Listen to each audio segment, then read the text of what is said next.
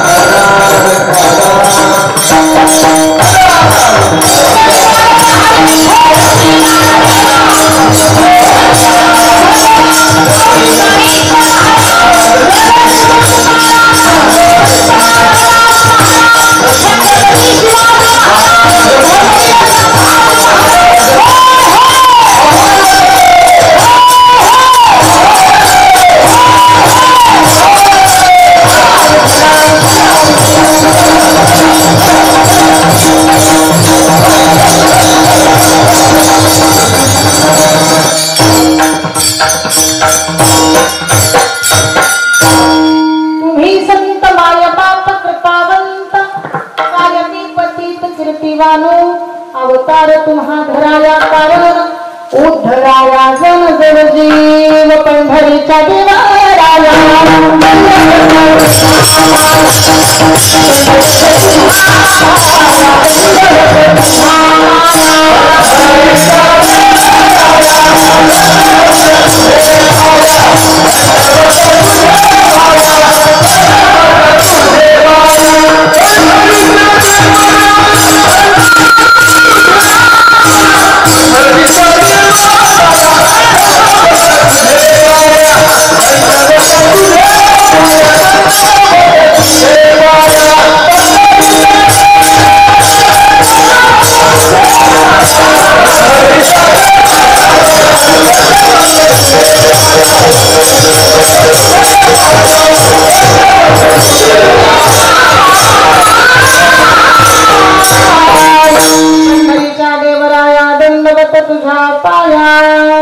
प्रथम नमन करू गणनाथा, वा शंकराची आसुता चरणावरी ठेवून माथा साष्टांगी आता दंडवत।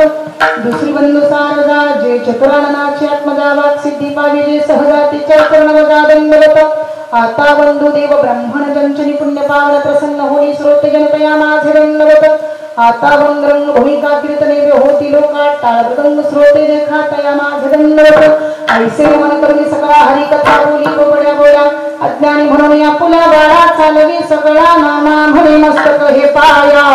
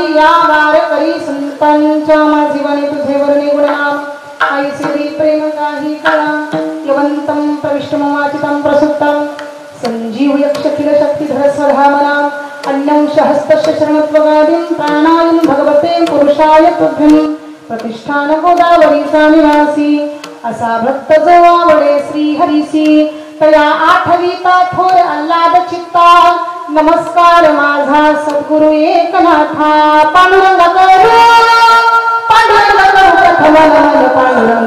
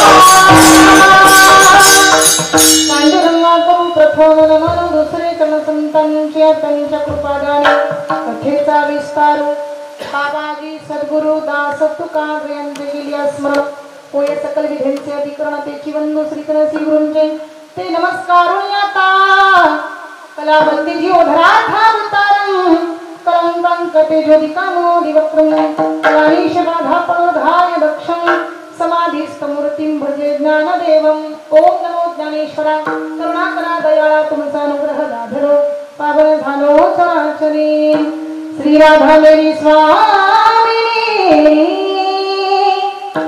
मैं राधे तेरे दास जन्म जन्म मोहि दीजिए श्री वृंदावन जय जय श्री राधा जय जय नवल किशोर जय गोपी चित चोर जय जय माखन चोर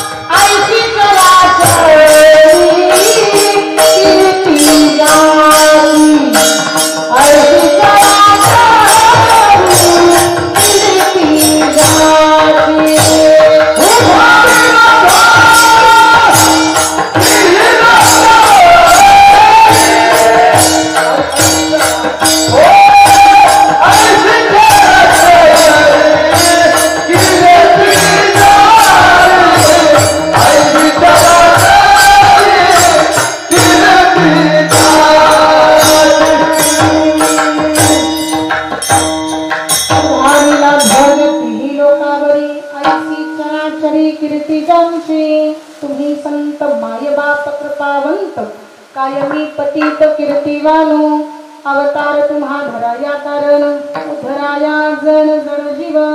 पवित्र अशा पावन भूमीमध्ये श्री क्षेत्र मोजे कान्हेगाव या पवित्र स्थळावर चालत असलेल्या या ठिकाणी अखंड हरिनाम सप्ताह सोहळा संत या ठिकाणी माधवदास महाराजांच्या पुण्यतिथी निमित्तानं व राजयोगिनी पार्वती माऊली गुरुमाय यांच्या पुण्यतिथी सोहळ्यानिमित्त चालत असलेला अखंड हरिनाम सप्ताह आणि तत्पर महात्म्यांची कथा सुद्धा या ठिकाणी सुरू आहे. संत कथा आपल्याच गावामध्ये होऊन गेलेले संत आणि ज्यांचं चरित्र आम्ही या ठिकाणी श्रवण करतो हे आमचं परम भाग्य आहे. आणि खरं सांगायचं झालं तर या ठिकाणी हे तृतीय पुरुष ध्यान आश्रम आहे आणि याच ठिकाणी 3 तत्पुरुषांनी आपले अवतार धारण केलेले आहेत आणि सुंदर असं गुरुदेव मंदिर आहे. या पवित्र अशा स्थानावरती चालत असलेला हा भव्य दिव्य असा सोहळा आषाढी एकादशीच्या पर्वापासून सुरू असलेला आणि याच्यातील तृतीय दिवसाचं पुष्प माझ्यासारख्या पामराकडे आपण सर्वांनी सोपवलं हे सर्वात मोठं भाग्य. विठ्ठल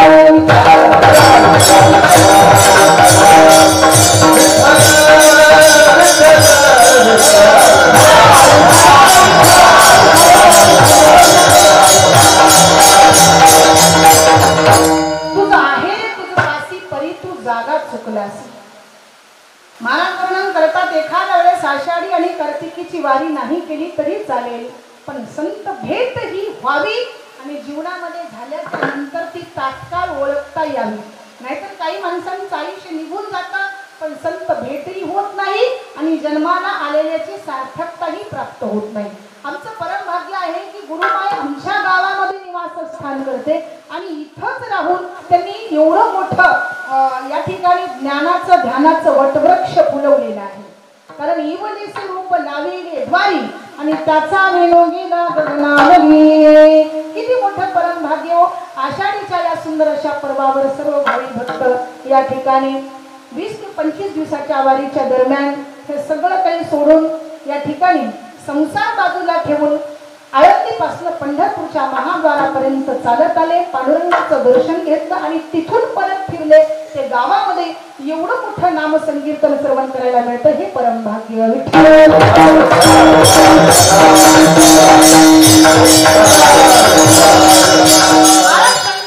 वचन आहे आषाढी कार्तिकी विसरू नका मज आणि सांगत असे गुज पांडुरंगा.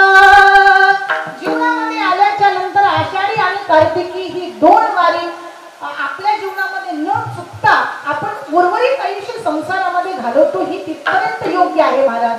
पण संत वचन असं सांगतं की जन्माला आलात ना तर अहंकार विसरून या ठिकाणी तुम्ही जर जीवन जगलात तर तुमचं पुढचं जे जीवन आहे ते चांगल्या पद्धतीने तुम्ही जगत जाल.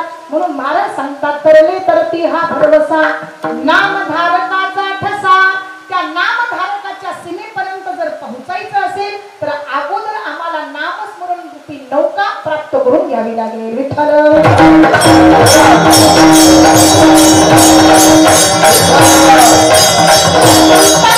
कमी कालावधीमध्ये या नौकेमध्ये बसून या ठिकाणी अध्यात्माचा प्रचार आणि प्रसार केलेला आहे. जोपर्यंत आयुष्य आहे तोपर्यंत कमीच कालावधीमध्ये संत जगतात पण गेल्याच्या नंतर त्यांची फक्त पाठीमागे शिल्लक राहते ती कीर्ती. गेले दिगंबर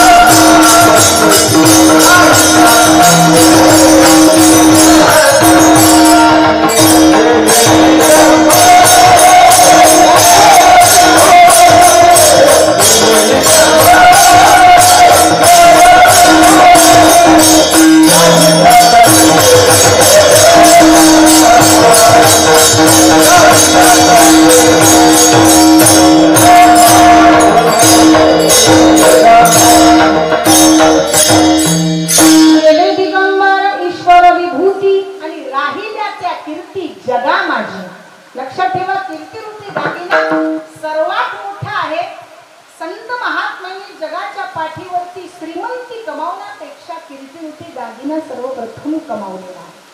आणि संस्कारासोबत संस्कृती ही तितकीच महत्वाची आहे महाराज. आणि म्हणून आमच्या गुरुमाईने ही ध्यान साधना आम्हाला इथे शिकवली ही आमचं परमभाग्य आहे. कारण शास्त्र सांगतो येतं येतं नारीस्तु रमन्ते तत्र देवतः. ज्या घरी नारीचा सन्मान होतो, आदर होतो, तिथं देवी देवता स्वतः नांदायला येत असतात. त्यांना बोलवायची गरज नाही.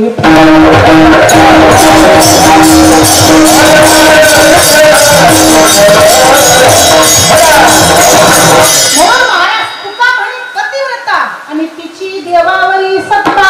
एवढं मोठं भाग्य आहे. संतांनी सांगितलं की जीवनामध्ये 6 गोष्टी प्राप्त करून घेणं हे सर्वात मोठं भाग्य लागतं. सर्वप्रथम म्हणजे पत्नी. जीवनामध्ये पत्नी चांगली मिळणं याला सुद्धा भाग्य लागतं असं सांगितलं. कारण काही काही ठिकाणी अशी कर्कशा मिळाली की घराचं तोंडच पाहावंसं वाटत नाही. म्हणजे संध्याकाळचे 6 वाजलेला बाबा नको आता जायचं त्या घराकडे तर आणि दुःख उदंड फजिती. म्हणजे कर्कशा बायको मिळाली तर घराचं तोंड पाहावंसं वाटत नाही. महाराज सांगतात पत्नी अशी मिळावी की 7 वाजल्याच्या नंतर घराकडे जावं वाटावं. विठ्ठल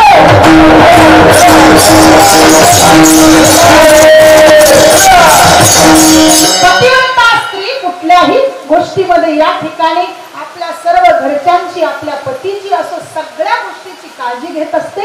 म्हणून ही सर्वप्रथम महाराज सांगतात की प्रारब्धानं मिळाली तर याला भाग्य सांगितलं. प्रारब्धेची जोडे धर आणि प्रारब्धेची वाढे मान. काही काही ठिकाणी प्रारब्धानं या ठिकाणी जीवनात चांगल्या गोष्टी प्राप्त होतात आणि याच प्रारब्धाने मान सुद्धा आम्हाला चांगलाच मिळतो. पण काही काही ठिकाणी मान ही माणसाला मान वाढवायला लावत असते. मान ही माणसाला मान वाढवायला लावत असते. काही काही ठिकाणी मानच आपल्याला खाली मान घालायला लावत असते.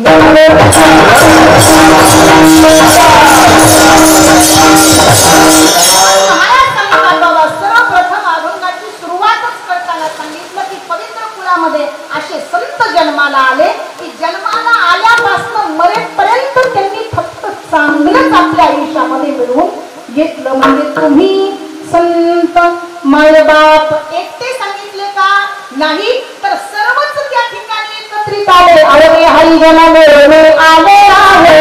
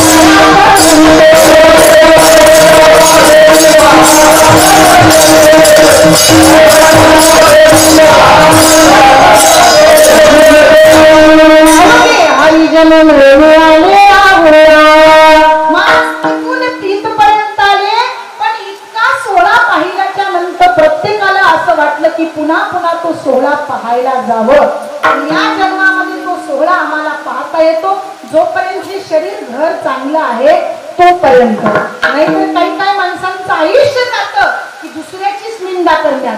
पण कधी पंढरपूरची वारी होत नाही. अहो लोक वट्यावर कट्ट्यावर बसून चांगल्या गोष्टीची चर्चा ऐकतात का नाही. बस आयुष्यभर लोकांचं निंदा करण्यात जीवन निघून जातं. पण संत सांगतात निंदकाचे घर असावे शेजारी. म्हणजे ज्या वेळेस आपली निंदा होत असते असं समजा की आमच्या जीवनामध्ये काहीतरी चांगलं होत चाललेलं आहे.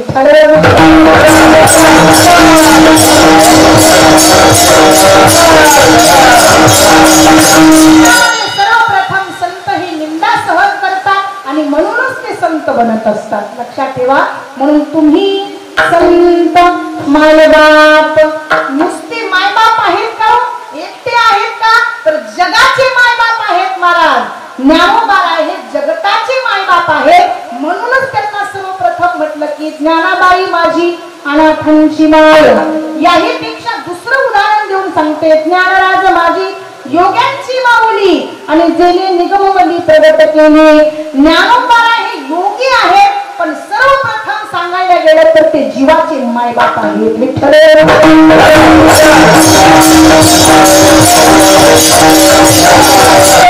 ज्ञानोबा म्हणजे ज्ञानाला आलेला आकार, ज्ञानोबा म्हणजे ज्ञानाला फुटलेले डोळे, ज्ञानोबा म्हणजे जगाच्या पाठीवर सर्वप्रथम ज्यांनी संजीवन समाधी घेतली आणि एवढा सुंदर ग्रंथ ज्ञानेश्वरी सारखा आज जगताच्या समोर जिवंत ठेवला की जीवन जगावं कसं याचं सर्व सार त्या ज्ञानेश्वरीमध्ये आपल्याला पाहायला मिळतं. म्हणून महाराज सांगतात की मा म्हणजे मानवता, उ म्हणजे उदारता आणि ली म्हणजे लीनता. जिथं या सगळ्या गोष्टी पाहायला मिळतात त्यांना आम्ही माऊली उद्गारतो. विठ्ठल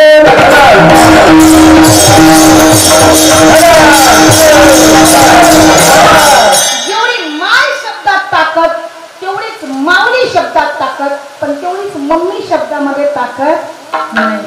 कलियुगातल्या मम्मी शब्दात ताकद आहे का दादा? म्हणून बोलत असताना माय म्हणून बोललं तरी चालेल, आई म्हणून बोललं तरी चालेल, बाई म्हणून बोललं तरी चालेल, पण मम्मी हा शब्द या ठिकाणी संतांनी सांगितला तो चुकीचा आहे. कारण ज्ञानोबायांनाच माय हा शब्द त्या ठिकाणी उद्गारलेला आहे आणि या माऊलीपासून हे सर्व विश्व तयार झालेलं आहे. चराचरामध्ये व्यापून भरलेली भगवान परमात्मा आम्हाला इथं जागा करते की बाबा संत चरित्र अवलोकन करा, कारण संतच आम्हाला जगायला शिकवतात. विठ्ठल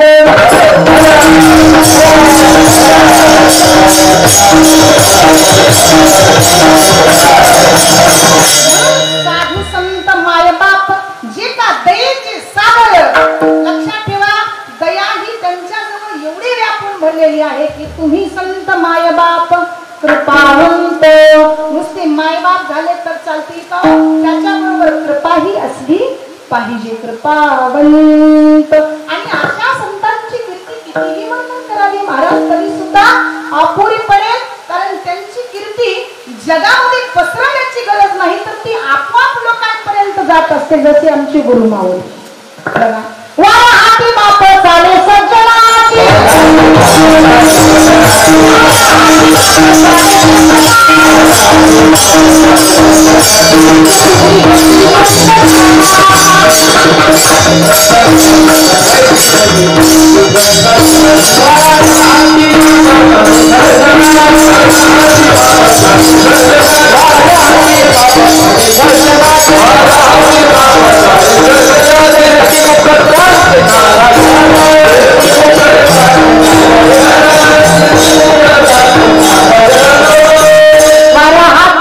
चाले सज्जनाची, आणि कीर्ती मुखी त्यांची नारायण. बघा, सज्जन माणसाची ही कीर्ती असते ना तर ती वाऱ्यासारखी पसरत असते, वाऱ्यासारखी. म्हणून महाराज जीवनामध्ये आल्याच्या नंतर संत बनावं. महाराज सांगतात नुसते मायबाप होऊन चालणार नाही तर अगोदर सर्वप्रथम कृपावंत व्हावं लागेल. म्हणून तुम्ही संत मायबाप आणि कृपावंत आणि कायमी पतित कीर्तिवान. मी साधा आहे, सरळ आहे, मी पतित आहे, अनाथ आहे, देवा तुझ्या दारापर्यंत येऊन पोहोचलेलो आहे, पण तिथपर्यंत आल्याच्या नंतर माझी आणि तुझी भेट झाली नाही तर मला तिथं दुःख वाटेल.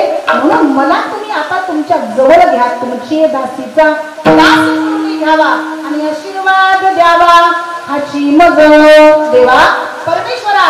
कारण तुझं नाव एवढं मोठं असल्यामुळे आज मी इथून तुझ्यापर्यंत येऊन पोहोचलेलो आहे. पतित पावन नामाय कोणी आलो मी बारा, पतित पावन न होसी म्हणून जातो महाभारा. हे सिद्ध महावीस ऐसा अससी उदार, काय भरणी देवा तुझे कृपणाचे द्वार. झेंगट घेऊन हाती दंडी पिटील तिही डोकी, पतित पावन देवा परी तू मोठा घातकी. काही वेळेस दुःख आल्याच्या नंतर माणसं देवाला शिवा द्यायला तयार होतात. विठ्ठल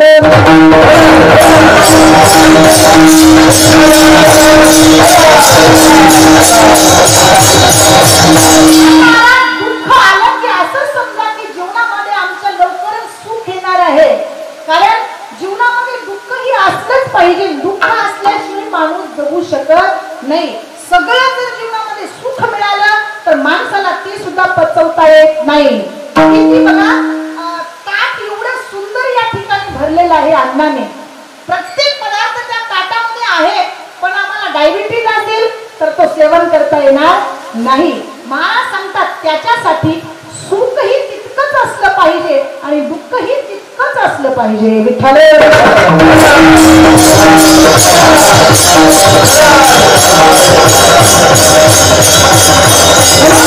या संतांचे अनंत उपकार आहेत आमच्यावरती की त्यांनी आम्हाला सर्वप्रथम मार्ग दाखवला. काय सांगू आता संतांचे उपकार मज निरंतर जागविती काय द्यावे त्यासी व्हावी उतराई ठेविता हा पायी जीव थोडा.